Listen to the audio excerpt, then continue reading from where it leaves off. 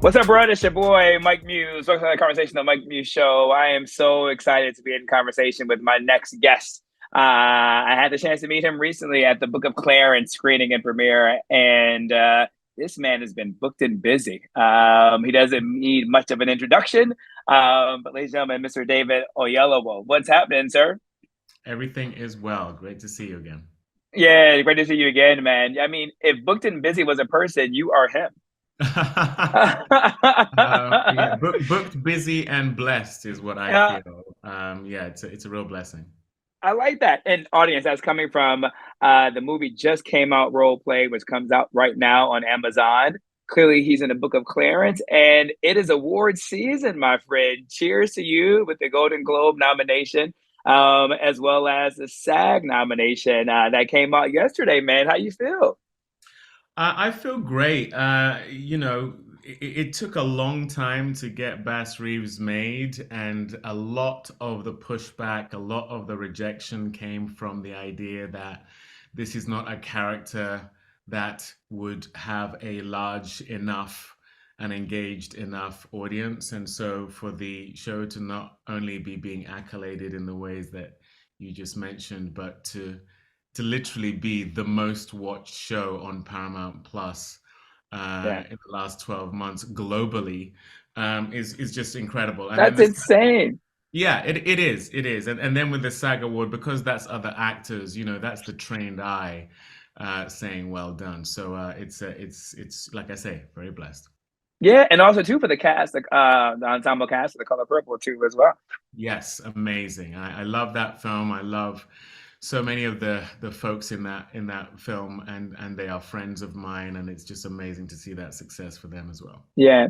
When I look at the award season for a journalist, we look forward to it. It's like I have three different Super Bowls for me in my career. One is actually the Super Bowl itself. Right. And then actually covering the presidential election, that's also a Super Bowl for a journalist like myself. And then award season is such a Super Bowl. How do you all think about this award season? Is it stressful? Is it fun for you? Like, what's your moods like? Well, if you're in the mix, it's fun because again, the work we do, although people see it on their TV screen or on the big screen, and it looks amazing because all the bells and whistles have been put on it, but a lot of the time you're achieving these shows by waking up at 4, 5 o'clock in the morning, trudging through muddy fields, being in crazy weather, just it's not as pretty as it looks when we're hitting the red carpet. So by the time you get to a position whereby you are one of the handful of projects that are being celebrated in any given year, it's a lot of fun. But I will say it's tiring as well. I've been out every single night of the week, and that is not my norm. My Huh? kids are like, "Where are you going again, Daddy?" But no, it's really fun, and I feel very fortunate to be being acknowledged. Yeah. Do you still feel the anticipation the night before the big announcements come out? No, I never know. It's always someone, I'm just in the middle of something random, and then someone will text me, and then my phone will blow up, and everyone's congratulating me. I don't focus on that really, and it's not that I don't value it. It's just, I have 4 kids, 4 dogs. I have a very robust life. I don't have time to be sitting by the phone finding out whether I got a nomination or not. But when it comes, it's very nice indeed. I love the range. I love that the four kids and the dog. Only thing that you haven't said yet is the minivan and the white picket fence. Oh no, we don't do minivans in my house. We draw Yeah, the line there. We've got to keep it sexy. No minivans over here. No, no, no. that's where you draw the line of a simplistic life, right? That's where you draw the line. Yes, yes, yes. Yeah. Yeah. Well, your range of acting is incredible, and the range of projects that you take on never ceases to amaze me. The movie Role Play, I thought that was just such a fantastic, fun treat that I got a chance to watch late last night. Talk to me about the idea of role play. Have you always had an obsession with like spy movies? Because that's my jam. I love anything that's intelligence based. In a previous life, I wanted to be a part of the CIA, so I love all those things. Oh, wow. Well, my very first major television role was in a spy show. It was called Oh, Spooks in the UK, but it was called MI5 when it came out here, and I did 3 seasons of that. And like you, I love the genre. I also loved the film True Lies growing up, yes. and I loved Mr. and Mrs. Smith as well when it came out. So, Mm. when the script for role play came along, I was like, this is my chance to be in that kind of movie. And then Kaylee Cuoco, who I'd been watching in The Flight Attendant as well, I just felt she was such a talent. She was balancing this comedy and this drama and playing a multifaceted role in such a great way. And so between the script, my love of the genre, and Kaylee as an actress, it was just kind of a no-brainer. But I also loved the kind of role reversal. It would normally be the guy who's out there being an assassin, and the girl or the wife who's at home kind of going, "What the hell is going on?" But it's reversed in this, and so that's a kind of a nice fresh take on the genre as well. Yeah, it also too reminded me about We Are the Millers or Meet the Millers. Yes, yes, Yeah, yes, it, exactly. I it, love that film. It's so funny. Yeah. I thought it was perfect. And, sometimes the reason why I think the acting between the two of you is fantastic because sometimes some of these movies of this type that has fun with intelligence-based movies of genre can be a little bit cheesy. Yeah.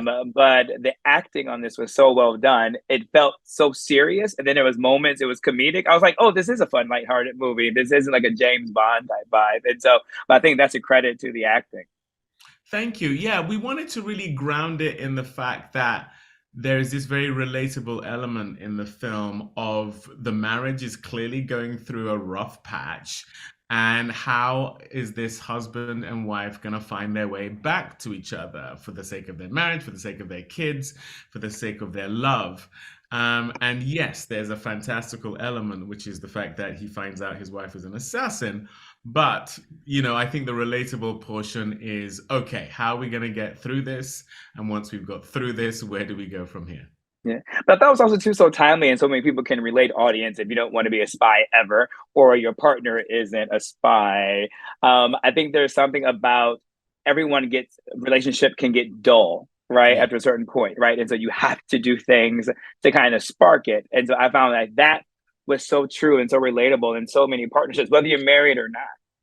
Yeah, again, when I read it, someone who's very happily married and has a family life he deeply values, I just really enjoyed the fact that it was this genre, but with a married couple. It was about trying to save that marriage. It was talking about, as you say, the fact that it's the 7 year itch. They literally have had 7 years, and now the kids have come along, and things are getting a bit stale.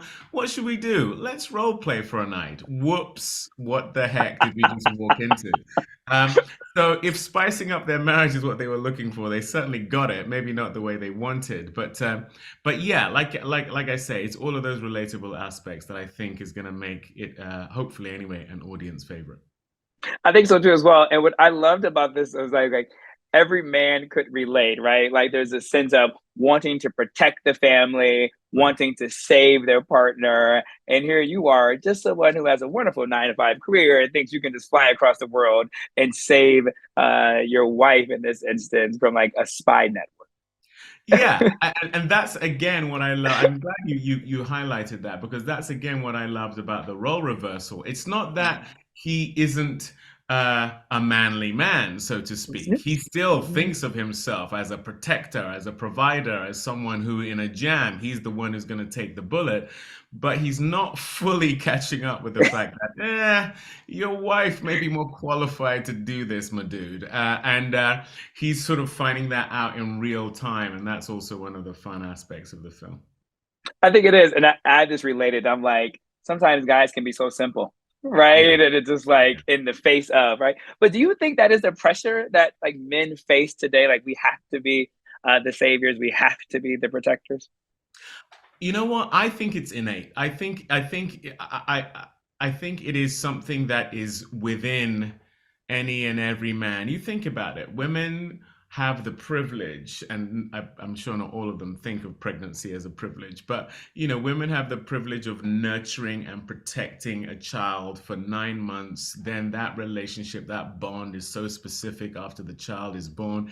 They have nurture and protection built into their body, literally. Yeah. And for men, that is something we have to project. It's not something that we sort of do physiologically. And so it is part of what defines us in a sense. So we're constantly finding ways, and I'm not saying it's necessarily right or healthy, but we are constantly finding ways to be valued on the basis of being able to be necessitous to the well-being of those we love. And so Yeah. I think it's completely natural. I think society's attempt sometimes to get us to shy away from that is misguided. I think it's just when it Mhm. gets toxic, that's when you got to be careful. But I think it's innate.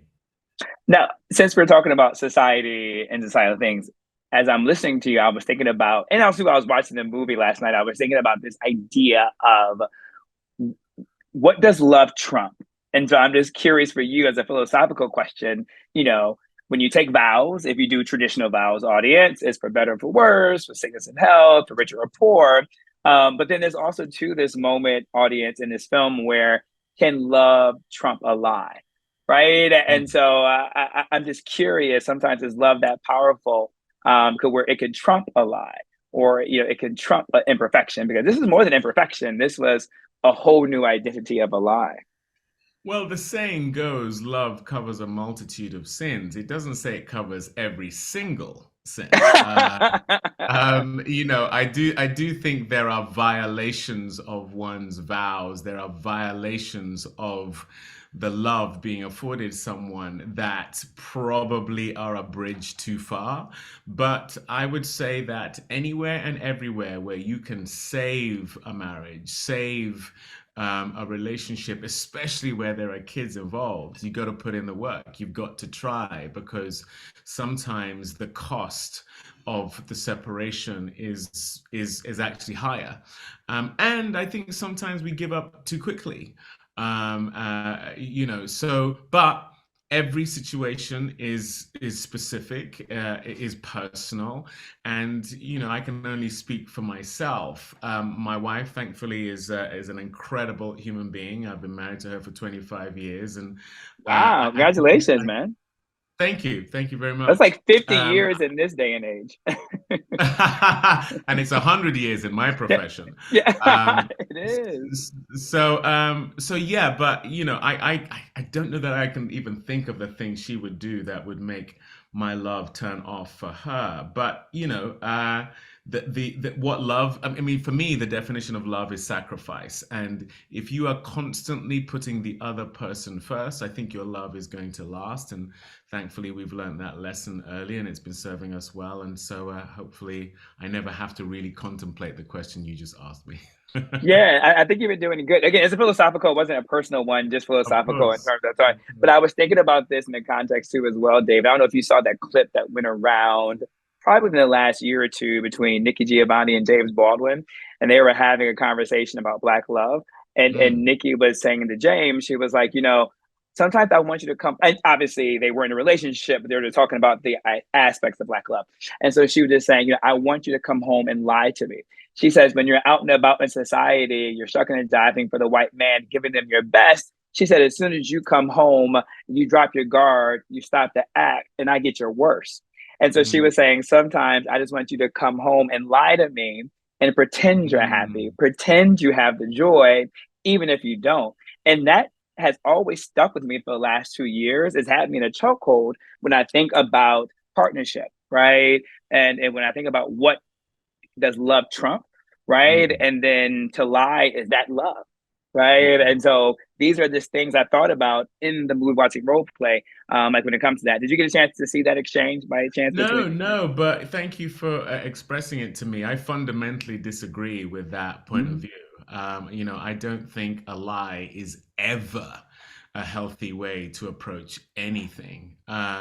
All it does is it buries the truth, and it means that when the truth eventually comes out, it probably comes out in a sort of cancerous way. I get it that to constantly be privy to the ugly side, the sad side, the angry side of someone is not ideal. But I would focus less on come home and lie to me, and rather let's spend enough time with each other that we can go through the pain and hopefully come into a place of Mm, joy, as opposed to you're only mm, with me briefly enough, whereby that's all you have time to express. My mm, wife and I have a 2 week rule. We're never apart for more than 2 weeks, and we've maintained that for the 25 years we've been married. And I would attribute those 25 years to that. And that's because we are with each other a lot. And I'm not saying that's something everyone can have, but it's something we absolutely prioritize. And it's in order that we can have the good, the bad, the ugly, so that there is a complete holistic 360-degree relationship we're having, not just part. I don't want just parts of her. I don't just want the happy parts of her. I want all of her. And that has to be the mm. sad parts as well. I love that. It's almost about sitting through. So that 2 weeks allows you to sit with your emotions, whatever the range of emotions is. Because I'm assuming if you're with someone 24 hours or 12 hours, it's not enough time to see the cycle of that emotion. And I think sometimes in society, we're so quick to suppress how we really feel just to move on, right? Right. Like, I'm fine, I'm fine, I'm fine, I'm fine, to avoid it. And you're not fine because you haven't dealt with it. And I think sometimes you have to sit and deal with it in order to actually move on from it. Well, you see that in the film. They are running around with their jobs, with their kids, with their trying to make their nut in terms of the bills, and they've lost sight of each other a little bit. And so they Mhm. feel the need to now be different people in order to reignite their relationship. That's not healthy, in my opinion. It may be Mhm. fun for a night, but Mhm. that does not a sustained marriage make. Mhm. Um, that there are absolutely, I agree with date night and a holiday and a vacation and an adventure and all these things to just kind of stir things up. But at the end of the day, nothing, to use your phrase, trumps being in proximity of another person for sustained enough periods of time in order to be able to go from the superficial to the substantial. And I Yeah. think that's where a real relationship lives, breathes, and thrives. So what I'm hearing is about just doing the work. There are no quick Yeah, fixes, although we're in this Instagram society where success comes immediately, obviously, and of you become a course. billionaire, obviously, and Yeah, you go to award season as soon as you graduate from acting school, obviously, right? And so yeah, what yeah, I'm yeah. gathering from you is just doing the work. The work It, must still be done. I use the phrase all the time. The difference between good and great is hard work. You got to put in the work. I say this, I don't say the exact same thing, but I talk about that in the context of going from good to great, right? And it's just when I think those who are great often have looked at their life, their industry, their career as a marathon, right? And not a Mm, sprint, and willing to do that work. And when you're willing to do the work, you have sustaining power, right? In whatever sector that you're in. But if you're doing the work, then you're learning your industry, you're learning your subject. So then you can be great, right? There are no shortcuts. absolutely. Yeah, Mhm. instant gratification is not a sustainable way to conduct a relationship, and so Mhm. that's the work. I use that all the time when I'm talking to young people who are talking about wanting to be in my industry. Obviously, what people are getting optically is the success when they have Yeah. visibility, but the people who stick around for a long time, they've been just grinding in the Yeah. theater, going to acting school, doing Mhm. small roles that then get them noticed by better and better directors, better and better producers, better and better actors, Mhm. and that's how you sustain. Sometimes the worst thing that can happen to you is for you to hit hot early. Because the brighter you burn, the quicker you burn out, and Yeah. I don't think it's always a good thing. And I think that's applicable to a relationship as well. I love the fact personally that my wife and I were friends for 2 years before we fell in love, before we then got engaged, Wow. before we then got married, because it was built on a friendship. It was built on knowing each other as opposed to, just falling into bed with each other and all the things that unfortunately can be the way things are conducted these days. I sound like an Well, I old. think no, you don't. I mean, you're giving nuggets to an audience who I always talk about, David, my audience. I try to make whoever I'm talking to relatable, right? Because not everyone wants to be an actor, not everyone wants to be an entrepreneur, but I love when I can hit a nerve with a guest that can speak about transferable skills or like lessons learned. And I think it's a great lesson for anyone in whatever sector, industry you're in about the work ethic, the hard work, connecting with your partner. And I think your acting career, I'm not here to talk about your personal life, but your acting career has shown the work, right? And when you show up, you deliver. I've yet to see a bad performance by you. And I think it's a consistency, right? And that's why you keep getting booked and busy and being blessed. Um, see the works of the Book of Clarence, we see Lawman Bass Reeves, and we even see the after. But before I let you go, so I can't talk to you all day, you have lots of things to do, obviously, awards to attend and fittings and etc. But I couldn't let you go without Mansa. Um, can you talk a little bit about that? Because that's really has struck a nerve with me, really representing content from the global Black diaspora. Yeah, Mansa is born out of a desperate need, in my opinion, in our community. We create such transcendent work, whether it's music, literature, the arts, fashion, movies, television, but we very seldom, as Black people, in fact, almost never have the pipes to distribute it. And that means that the things we make consistently are being pushed through a lens that is not ours. And more often than not, it is a white male lens. And so, therefore, it doesn't have the value to them, or it doesn't have it doesn't reflect their values, I should say, in a way that means that there is a holistic approach to delivering it to the world. I don't mean to our community, to the world, because for me, the universal is found in the specific. I'm not trying to water down who we are for a global audience. I think that's the beauty of it, because you find the elements that are relatable to you, and then you're fascinated by the elements that are not necessarily how you would do things.